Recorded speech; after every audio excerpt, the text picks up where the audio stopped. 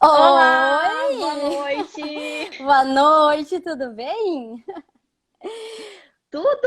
Eu- Bruna, não, olha só, eu tava aqui tentando fixar o tema da live, eu nunca fiz e eu não consegui fazer. Aí eu parei, porque daqui a pouco eu vou desligar, desconectar tudo aqui. Tá, tu quer colocar? Eu posso te ajudar. Tu consegue? Eu posso? Tá? Faz assim, ó. Tu Ah, faz o comentário, tá? Tu escreve ali onde tá escrito, faz o comentário com o título. tá, comento ali. Tá. Como se eu fosse escrever pra alguém. Tá, Isso, como se fosse como. comentar. Tá. Como administrar.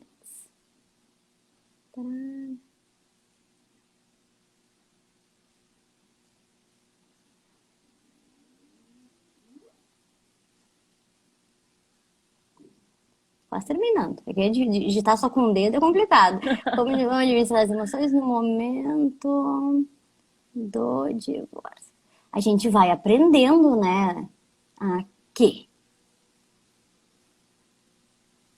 Envia. Tá. Publicar, é isso? Isso, Isso. publica. Tá.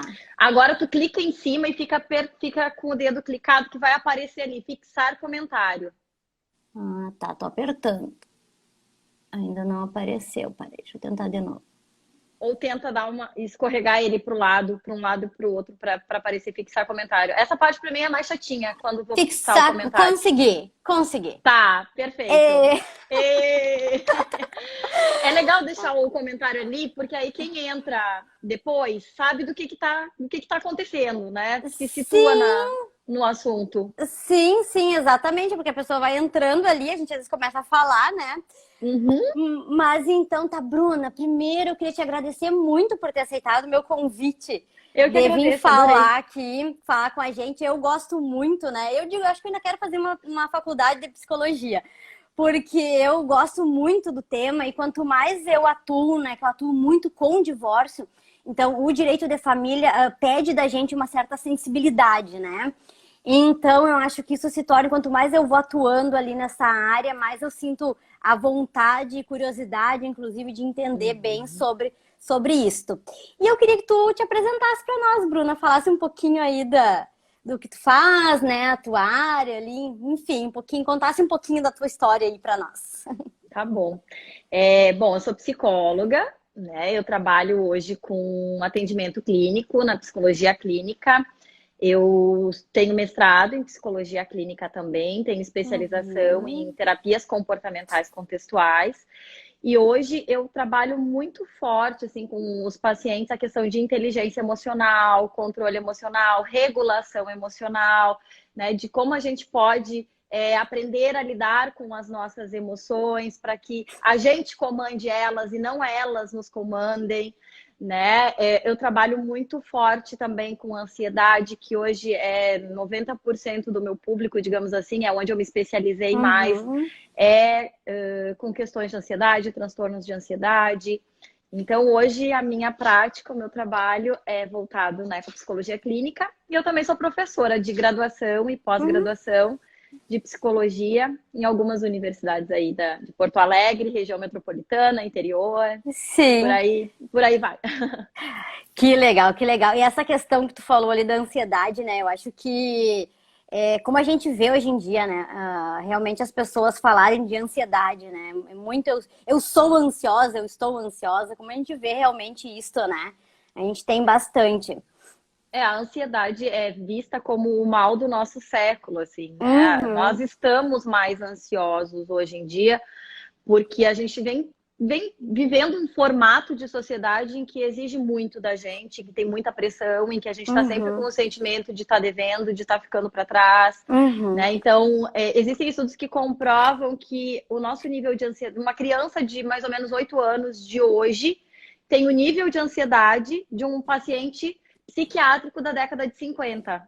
Então, Nossa! o tanto que os níveis de ansiedade têm aumentado com o passar dos anos, né? E o quanto a forma como a gente está organizado tem feito com que a nossa ansiedade tenha aumentado. Uhum. Imagina, né? Uma criança de 8 anos já sofrendo de ansiedade, né? Uhum, Como pode, às vezes a uhum. gente até acha que a ansiedade é pela questão do trabalho, da correria, mas, né, uma criança com 8 anos já com ansiedade, imagina. Que coisa. Mas assim, Bruna, voltando ao nosso tema, que seria como administrar, né, as emoções, eu até quis realmente abordar essa questão, porque eu sempre digo uma coisa, né? Todo mundo, as pessoas se programam, se preparam para o casamento, mas ninguém se prepara para o divórcio, né? Ninguém se prepara, é uma situação que ninguém está preparado e muitas pessoas, quando chegam no escritório, elas chegam muito perdidas. E às vezes, inclusive, né, elas ancoram discussões sobre partilha, sobre guarda, para que eu vejo que não é aquilo ali de fato o problema, que são situações muito mais profundas. E é por isso, inclusive, que eu digo que para o advogado que atua nessa área, ter essa sensibilidade para poder dizer para o cliente, olha, eu sempre aconselho a terapia. Quando o cliente me procura e a gente começa ali, eu sempre digo, o ideal é que tu, ele, né, as crianças, que todos façam terapia para enfrentar esse momento. Por mais que seja, às vezes, um acordo consensual, é uma avalanche de emoções, de situações, né? E essa confusão, muitas vezes, ali em relação às emoções. E é por isso que eu queria que tu conversasse um pouquinho com a gente sobre como administrar exatamente essas emoções, essa confusão, que eu acho que se confunde muitas vezes o sentimento, né, nesse momento do divórcio. Aí eu queria que tu falasse um pouquinho para nós sobre isso, como administrar e lidar um pouco com isso. Claro que sempre que a gente vai falar sobre perdas, né, e o divórcio é uma perda de algo que foi importante ou que é importante, é algo muito pessoal e muito particular, porque cada pessoa interpreta aquilo de acordo com as suas emoções, com as suas memórias, com as suas vivências, mas tem algo que é compartilhado com todos, né? O momento de divórcio é um momento de dor, é um momento de perda significativo na vida das pessoas. Eu acho que esse ponto que tu trouxe, né, da questão das pessoas se prepararem para o casamento, né, de todo o investimento que tem, não só financeiro, mas o investimento emocional, o investimento, né, de energia, de futuro, de planos, de planejamento. E isso aos poucos ir se perdendo e chegar o momento em que todo aquele investimento, todo aquele plano, tudo aquilo que foi feito lá atrás, a gente vê assim, né, acabando. Tu deve acompanhar muito também questões de que geralmente num divórcio uma das partes sai mais machucada do que a outra, né? É muito difícil quando acontece um divórcio que seja, ainda que seja consensual, geralmente tem uma parte que sai mais machucada que a outra. E isso é muito difícil de lidar, né? Exato. Porque toda vez que a gente perde algo importante ou que existe um rompimento de uma relação, tem algo que fica para trás e isso pode despertar alguns gatilhos emocionais que a gente tem, que está relacionado com a nossa história, né, com a nossa família, com as nossas relações passadas. Então, no momento do divórcio, pode apertar um desses gatilhos da rejeição, né, pode apertar do abandono. E tudo isso se misturar muito no processo do divórcio e fazer com que as coisas fiquem muito difíceis e muito complicadas. Por isso que ter alguém de fora, né, um terapeuta, alguém que possa ajudar a pessoa nesse momento, exatamente para clarear um pouco essas emoções, acomodar elas, para que esse processo não tenha um sofrimento desnecessário. Vai ter sofrimento, porque não tem outra forma, né? Ainda que seja a pessoa que tomou a decisão, né, ou que tomou a frente do processo de separação, ela também vai sofrer, porque não tem como tu romper uma relação, né? Tu terminar algo que foi importante sem dor. Isso é inevitável. Mas às vezes, quando a gente está muito bagunçado emocionalmente, a gente sofre muito mais do que seria necessário. Então, a gente conseguir separar essas emoções e tentar entender a relação e a situação como ela evita que a gente sofra desnecessariamente com essa situação, né? Sim, e até tu colocou aqui várias questões, foi falando, eu fui imaginando, eu fui enxergando muitas situações dos meus clientes, porque eu faço, acho que 90% das minhas demandas do escritório, os processos são divórcio. E a grande maioria deles, a cada 10, 9 é acordo, é consensual. Né? A gente tem essa procura cada vez mais pelo acordo. E mesmo quando é acordo, eu já tive casos que estão os dois na minha frente, e aí disseram, sim, é acordo, a gente quer se divorciar. E aí eu olhava para o rosto da esposa e ela, tipo, ela tava ali disposta, mas tu via que não era uma coisa dela, né? Não foi uma coisa que partiu dela. Eles chegaram àquele acordo, mas ela não estaria se divorciando, né? E eu já tive também situações assim de estar conversando ali com a esposa ou o marido e eles dizer, pois é, até ano que vem ia ser a nossa viagem.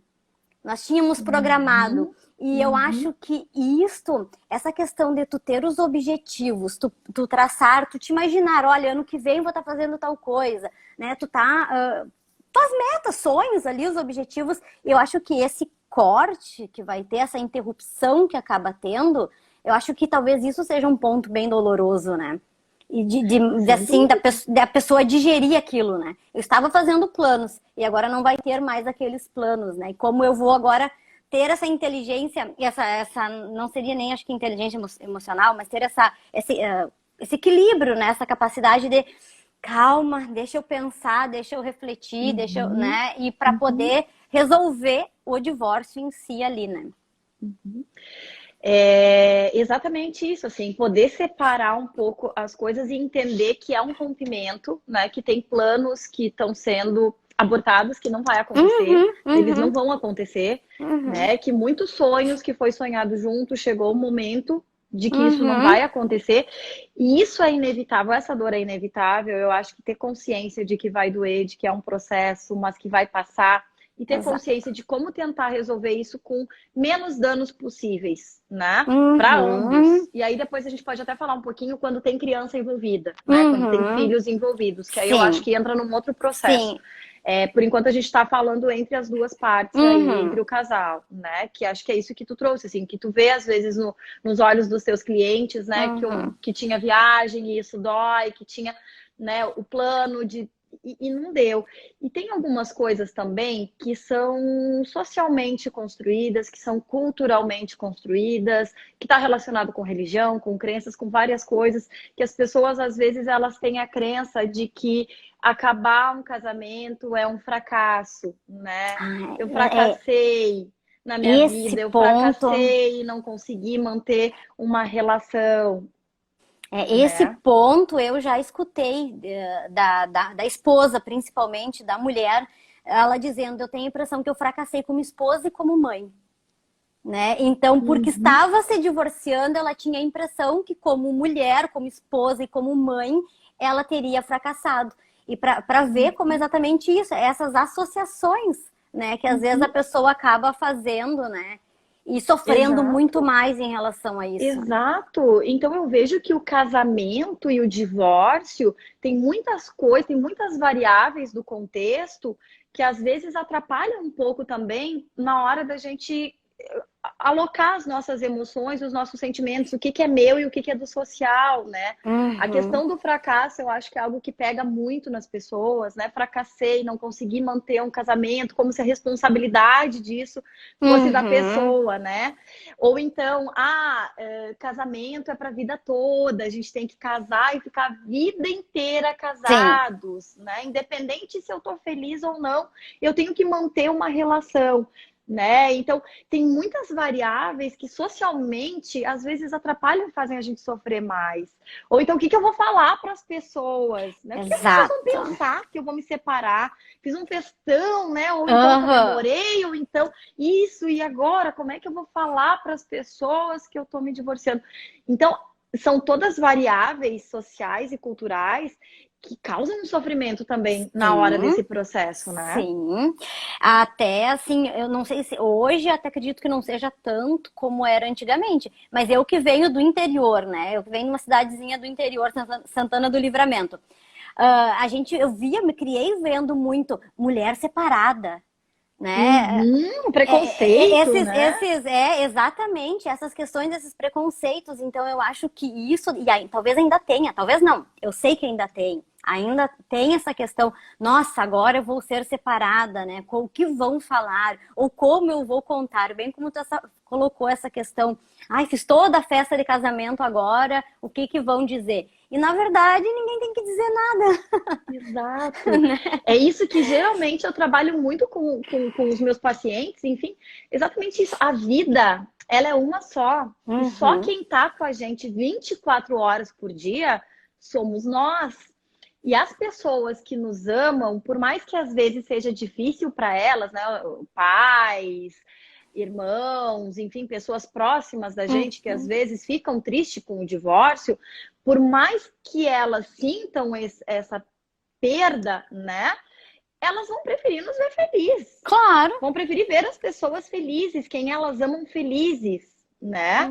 E manter uma relação com medo do que os outros vão pensar, tu vai estar vivendo a tua vida não de acordo com a tua verdade, com aquilo que é importante para ti, mas de acordo com o julgamento do outro. E isso é muito cruel com a gente mesmo. A gente viver uma vida de acordo com o que o outro espera ou com o que o outro pensa, né? É muito injusto. Então, da gente poder se descolar um pouco dessa questão cultural, dessa questão social e poder se conectar com aquilo que realmente é importante para mim, né? Então, se a decisão partiu da pessoa ou partiu do companheiro, é poder entender o que está acontecendo e sair um pouco desses papéis de fracasso, não dei conta, né? Ou o que vão pensar, casamento é para a vida inteira. Porque, na verdade, muitas coisas mudaram de antigamente para hoje em dia, né?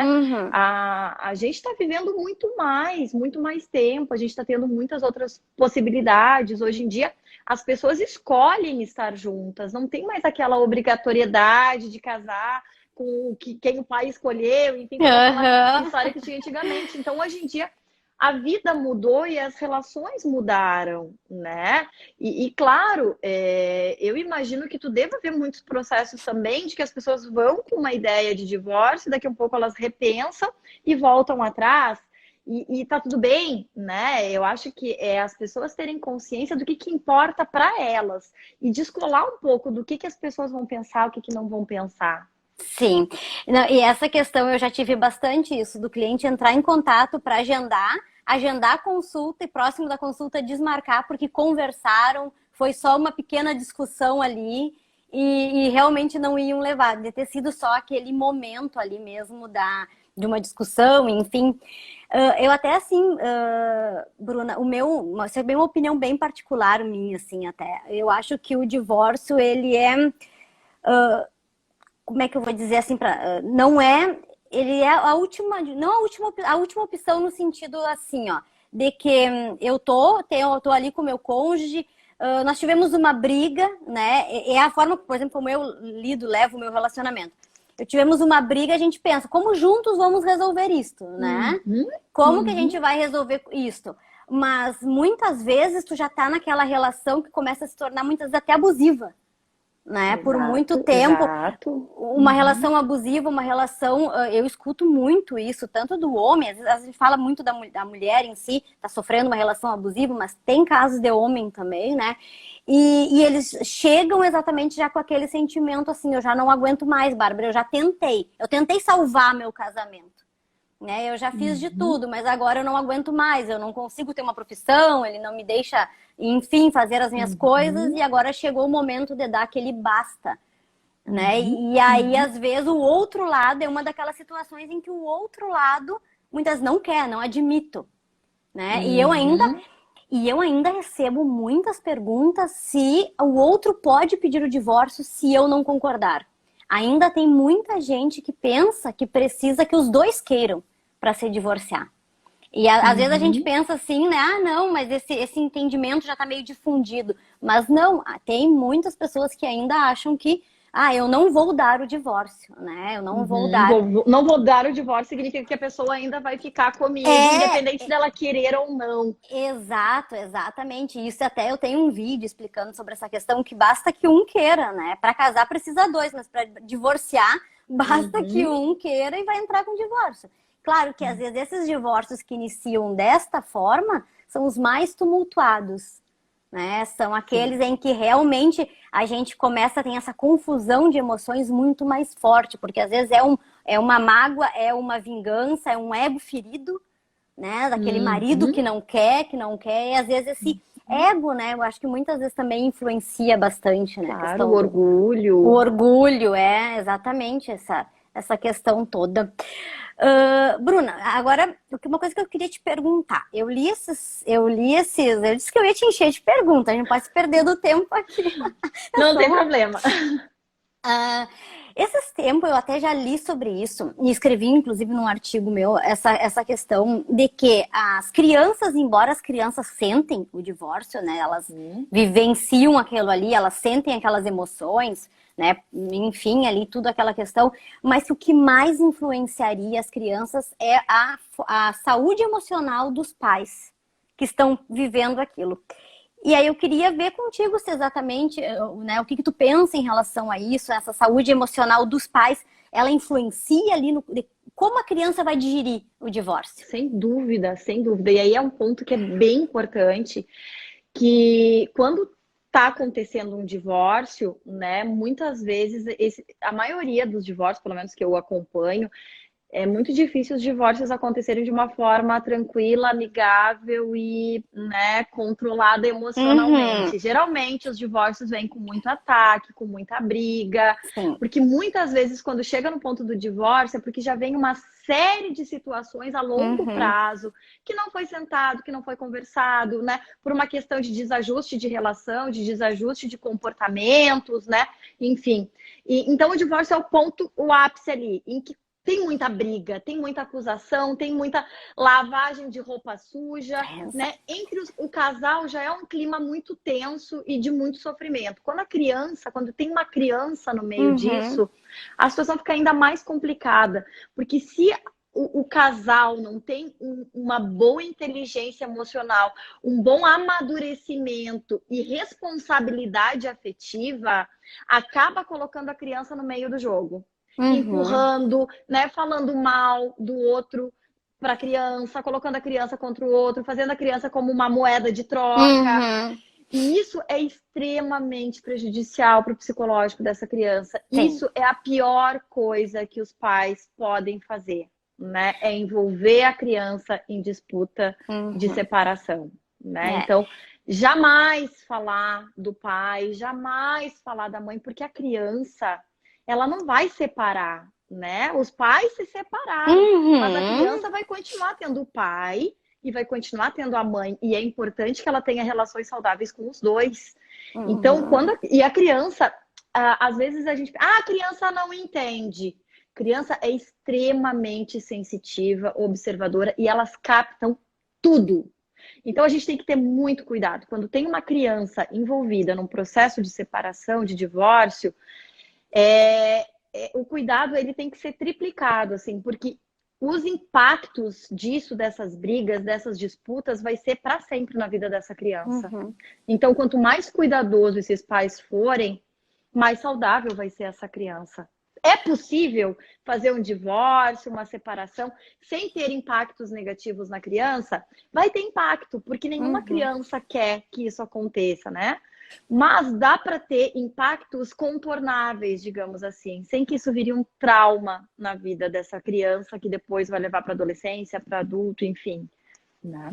Exato, e até tu colocou uma questão ali que nós no direito a gente chama de alienação parental, né? A alienação parental. E muitas vezes é por não estar com essas emoções, com esse controle emocional e com essas emoções um pouco confusas, conturbadas, que acaba vendo na criança acontecendo essa alienação parental, começar a falar do outro com o intuito de atingir o pai, atingir a mãe, utilizar a criança ali naquele momento, né? Mas é isso. E muitas vezes eu sempre digo, né? Eu vejo sempre o bom, né? O bom nas pessoas, o lado bom das pessoas. E eu sempre imagino que na maioria dos casos, até a mãe que pratica uma alienação parental, às vezes ela nem tem noção das consequências. Por isso que assim, ó, ai, Bruna, eu acho tão importante quando eu digo mãe, pai, façam terapia. levem a criança, que até eu quero depois ouvir a tua opinião também em relação a isso, levem o filho de vocês para fazerem terapia, façam terapia, porque uma coisa é eu, advogada, tá falando isso, outra coisa é um psicólogo, terapeuta tá dizendo, não sei se vocês falam exatamente, direto, vocês dizem, olha, tu não pode tomar essa postura. Isso... Não, a gente não dá conselhos, a gente não diz que a pessoa pode ou não fazer. Mas é uma questão de ajudar a pessoa a entender o que está acontecendo com ela, né? E perceber que os comportamentos dela vão ter impacto, sim, né? De poder entender o impacto do meu comportamento no comportamento da criança. É poder ajudar essa pessoa a sair um pouco do papel dela e se colocar no papel do outro e tentar entender como que isso vai impactar, né, na outra pessoa. Sim. E, Bruna, e o terapeuta que vai cuidar do pai ou da mãe, enfim, cada um vai ter o seu, enfim, pode ser o mesmo da criança? Ou tem que ser... O ideal é que cada um tenha, né... Sem dúvida, quem for tratar a criança vai conversar com o pai e com a mãe, porque precisa entender o contexto, precisa, enfim, entender o que se passa nas relações, né?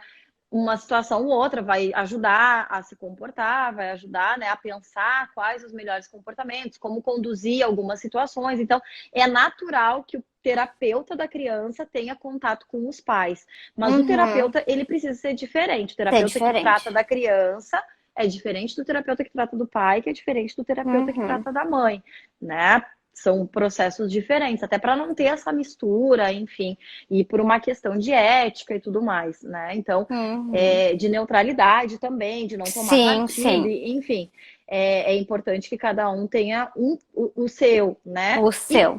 E necessariamente quem tratar a criança vai sim ter momentos com o pai, vai ter momentos com a mãe, vai ter momentos que talvez vai ter que trabalhar com a família também, algumas situações, né, mais pontuais. Então, é bem importante. E, claro, eu acho que ainda antes de tudo isso, que tu trouxe um ponto que é extremamente importante. Às vezes, os pais, eles não têm consciência do quanto o comportamento deles é prejudicial. Por isso que é tão importante todo esse processo. Por isso que é tão importante isso que a gente está fazendo aqui agora, né? De poder levar informação para as pessoas, delas poderem refletir sobre isso, porque às vezes a mãe está com tanta raiva do pai, está se sentindo abandonada, está se sentindo rejeitada, e às vezes ela até tem motivos para isso, né? Ela tem razão para isso, para estar se sentindo dessa forma. Mas como ela está conduzindo a situação e o que ela está fazendo com essas emoções está impactando. Então, de poder ajudar ela a pensar, né, que a dor dela é genuína, é verdadeira, ela não precisa se incomodar por estar sentindo raiva, né, por estar se sentindo frustrada, rejeitada, negligenciada, mas que existem formas de lidar com isso que não precisa envolver a criança, né? Que pode deixar ela de fora de uma maneira mais saudável, tanto para a mãe quanto para a criança, né? Então, eu vejo que tem um processo muito de autoconhecimento e de consciência aí também. Porque às vezes vai no automático, né? Porque ele fez isso para mim, porque ele fez aquilo para mim. Pô, e a criança tá ali escutando tudo aquilo, e aí ela chega no pai, e o pai é legal com ela, e vira uma bagunça na cabeça da criança. Mas a minha mãe disse que meu pai é isso, aquilo, aquele outro, mas eu chego aqui e o meu pai me trata bem, é querido comigo. Ou então fica que ele leva e traz. É muito complicado colocar uma criança no meio desse processo. Sim. Não, mas é bem isso. Eu acho que sempre que eu vejo com os casais que eu converso, com os pais ali em situação. Deixa eu só ver se eu consigo. Tô com. Tá, não consegui tirar ali. Tá com as conversas bem em cima do teu rosto. Eu venho mais pra cima. Mas eu acho que eu sempre falo, porque eu sempre oriento em buscar um profissional também, um terapeuta, embora digam, né, que advogado de família é um pouco psicólogo, eu acho que cada um na sua área, no seu quadrado, porque realmente é claro que o cliente nos traz questões muito mais do que o aspecto jurídico, porque é um casamento que tá acabando, é uma situação ali, e muitos clientes realmente desabafam, assim, na mesa, ali, junto com o advogado, né? Mas essa questão de não ter consciência, muitas vezes, das consequências. Isso realmente eu vejo que não... às vezes a pessoa está naquela dor ali, fechada naquela dor que ela está sentindo, ela não está... Não é que ela seja uma mãe ruim, Não tem nada a ver com isso. Não. Ela só não está se dando conta naquele momento. E tu falou uma coisa bem, bem legal, bem interessante, que é tudo bem estar se sentindo assim, né? Tudo bem estar triste, tudo bem estar se sentindo, será que eu falhei?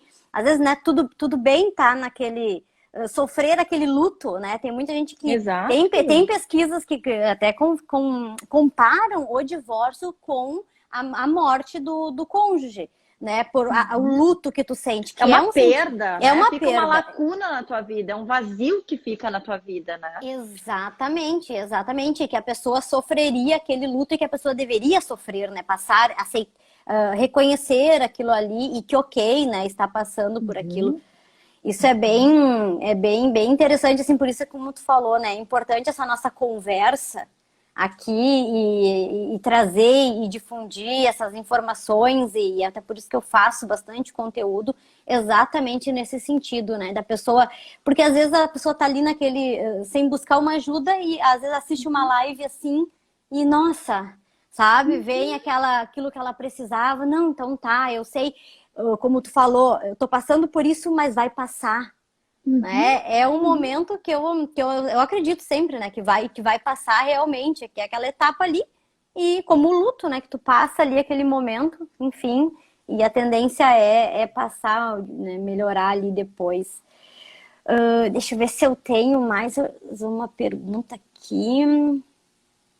Que na verdade a gente já foi conversando, muitas das questões que eu tinha separado para te perguntar já foram respondidas. Sim. E até assim, Bruna, nós advogados, né, a gente consegue atuar, fazer consulta online. E aí isso é uma dúvida que eu tenho em relação ao terapeuta. Porque tem algumas profissões que não podem ou não podiam, mas até foram liberadas agora, né? O terapeuta consegue, é possível fazer os atendimentos online, essa consulta? Às vezes não é consulta, né? É consulta. É consulta, é sessão. Pois é. Essa é uma pergunta bem importante, porque sim, tá? Nós psicólogos já faz algum tempo que o conselho liberou. No início ele liberou sessões reduzidas, né? Limitadas. Depois ele entendeu que não tinha como limitar, porque existe pessoas que estão fora do país, enfim, que isso é uma modalidade. E a telemedicina, não só para psicologia, mas para medicina como um todo, é algo que vem evoluindo e crescendo muito nos últimos tempos, né? Tanto que na Europa, em outros lugares, a telemedicina já funciona muito bem. E aqui no Brasil, com a pandemia, as coisas abriram mais espaço para isso. Então, a gente já atende online há um bom tempo, sem limitação de sessão, com exceção de alguns casos, né? Como casos mais graves, casos que envolvem ideação suicida, enfim, crianças era também um ponto que não era permitido, né? Até então. E com a pandemia, a gente teve que ajustar algumas coisas, né? O conselho entendeu que precisava ajustar, porque a gente não tinha muita ideia de como as coisas iam se comportar, quanto tempo as pessoas iam ficar sem tratamento, e isso é uma coisa importante. Então, foi liberado, inclusive, casos, né, mais complexos e atendimento de criança durante esse período. Agora que a gente está se encaminhando, possivelmente isso vai ser revisto. Mas a maioria dos casos, né, como por exemplo, estou passando por um divórcio, preciso de ajuda, preciso de uma luz, de como fazer, do que fazer. Sim, isso é natural. A gente faz atendimento online sem problema nenhum, né? E o atendimento online, eu já atendo online já faz algum tempo, alguns anos, e eu vejo que o resultado é tão bom quanto o presencial. Então, funciona muito bem, né? É uma realidade que eu acho que vem para ficar, né? Sem dúvida. Eu acredito que eu sou suspeita para falar, eu adoro o atendimento online. E eu já atendo também faz um bom tempo no Brasil inteiro, então eu já tenho a consulta online já há um bom tempo. Mas eu sempre percebo que o pessoal da região, da volta, ainda prefere presencial. Né? Quem pode vir no presencial, faz o presencial. Mas eu acho muito prático, muito... A gente tem as questões, claro, depois com a internet começa a dar um problema... Tem ali as situações ali que são normais, né, de uma consulta online. Mas eu acho também maravilhoso, assim, essa opção. Então, que bom, né, que é possível ter essa consulta com psicólogo, com terapeuta de forma online. Muito bom esse nosso assunto, Bruno. Muito bom, tô adorando, muito. Assim. Eu também. Bom. Até aqui eu tô vendo que tem uma pergunta aqui, ó, da Bibi. A Bibi, acho que foi minha aluna. Querida, hoje eu e o pai da minha filha, que tem 2 anos, temos uma relação muito boa, mas nos divorciamos quando ela tinha 2 meses, no puerpério, com um sentimento de abandono muito grande. Quais os impactos nela? Ela era muito bebezinha, né? E tudo vai depender muito de como vai ser contada essa história para ela, né? Como vai ser contado isso para ela? Como que vai se estabelecer a relação dela? Porque com 2 meses tem muita coisa sensitiva, né? Enfim, eu não estudo a fundo a infância, então eu não posso dizer com tanta Uhum. propriedade, né? Mas sente alguma coisa, mas ela ainda não entende, ela ainda não pega as coisas como uma criança de 2 anos, por exemplo, como uma criança de 5 anos, como uma criança de 1 ano e meio, que já consegue entender o que está acontecendo ao redor. Mas é muito mais como que vai ser contado, como que vai ser feito isso, como que vai ser lidado a partir daí, né, com a criança, enfim, com o que vai Então, ser construído. a forma, então, a forma de contar também sobre o divórcio, sobre a separação, influencia bastante em como a criança, por exemplo, digamos um adolescente, Sem dúvida, né? porque o que os pais não podem nunca esquecer é que a relação deles é uma coisa, a relação com a criança é outra coisa, é a relação de pai e filho. E a Uhum. relação de casal, né? Então, existem coisas que é do casal e que talvez não precise contar, ou que talvez tenha algum momento certo. Tem que entender o que tem de mágoa aí dentro, o que tem de ressentimento, né?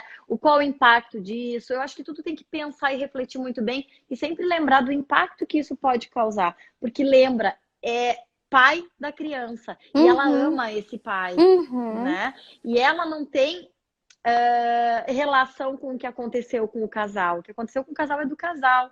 Então, quanto mais eu conseguir preservar a criança, melhor vai ser. Porque a relação dela com o pai é uma coisa. E a relação de casal é Uhum. outra coisa, né? Exatamente, é não misturar aquilo ali, né? Esses tempos eu assisti um documentário, A Morte Inventada, se eu não me engano. Eu tinha anotado aqui, mas não achei. E é exatamente isto, é sobre alienação parental. É um documentário sobre alienação parental e muitos já adolescentes, já chegando na fase adulta ali, explicando como foi passar por essa separação, por esse divórcio dos pais. E teve um relato que foi de uma menina dizendo exatamente uma questão parecida, que é, eu me divertia com meu pai, mas quando eu chegava em casa, eu mostrava para a mãe que eu não me diverti, para não sentir que eu estou apunhalando a minha mãe pelas costas, porque eu estou me divertindo com meu pai. E imagina, olha que Uma criança tem que uma dar conta criança ter disso. que dar conta disso. É. Exatamente, exatamente. Porque ela sentia que se ela mostrasse para a mãe que ela se divertiu na casa do pai, ela estaria magoando o sentimento da mãe. Uhum. Imagina, E às isso vezes isso até é involuntário, a mãe não tem consciência disso, dessa pois pressão é, que coloca, né? exatamente. E não só a Até, mãe, o contrário também acontece, né? Não vamos, sim, o sim, contrário, a gente está dando o sim, exemplo da mãe, mas o contrário também acontece, do pai ficar sim. pressionando, enfim, né? Sim, às vezes até a postura do pai muito comum é quando a criança pede alguma coisa, o pai dizer, eu já te dou pensão para isso, a tua mãe que compre. Uhum. Né? Então, isso a gente vê, Exatamente, e nossa, isso uma exatamente. criança não tem que estar ouvindo isso, né? Não, Não não. tem que estar ouvindo esse Ela tipo nem de consegue questão. assimilar isso e é uma agressão falar isso, né? Porque não É, tem, não tem afeto positivo envolvido nisso, o cuidado, né? Pode não dar porque não tem dinheiro, e aí pode usar o argumento que for, mas uhum, usar a pensão, assim, é algo tão, me parece um pouco agressivo, assim, que é desnecessário para uma criança passar uhum, por isso, né? Ela não precisa passar por esse tipo de exatamente. situação. É o problema dos pais, é o problema de adulto, né? A criança É não tem que problema de estar. adulto. A É, criança não tem que estar envolvida nisso. Exatamente. a gente escuta muito isso nas audiências, o juiz, às vezes os pais ali falando essas coisas e o juiz acaba dizendo, vocês não têm que levar problema de adulto para as crianças, Uhum, né? uhum. E até só mais um detalhezinho aqui, a gente já está se encaminhando para o final, mas já teve um caso, inclusive, também que o juiz comentou que toda vez que o pai chegava para buscar a criança, a mãe ia pro banheiro chorar. E como não falar nada, e aí talvez venha essa questão um pouquinho, né, de como administrar isso tudo, né? Não é só falar, não é só palavras, mas talvez cada vez que o pai chega, a mãe chora. né? Olha, Olha a mensagem que olha está a passando para a mensagem. criança esse comportamento, né? É, exatamente. Então, é muita coisa assim que tem que buscar, como tu disse. São coisas diferentes, né? Não envolver ali. Bom, Bruna, né, o que eu tinha aqui para te perguntar, já te usei. Ah, Aqui. imagina, adorei. É tão bom conversar, eu adoro esse assunto. E não sei se tu tem mais alguma coisa para complementar, alguma coisa que tu gostaria de falar, uma mensagem de repente para passar para os casais que estão passando por essa situação ou estão na iminência de passar, né? Qual seria a tua mensagem como psicóloga, né, nessa questão? Perfeito. O que eu sempre digo, né, para os meus pacientes, enfim, é de se cuidar. Cuida das suas emoções, porque às vezes no divórcio a pessoa passa a viver a vida do outro, começa a controlar o que está postando, o que não está postando, será que está com alguém, será que não está com alguém, e isso vira uma obsessão e esquece de si.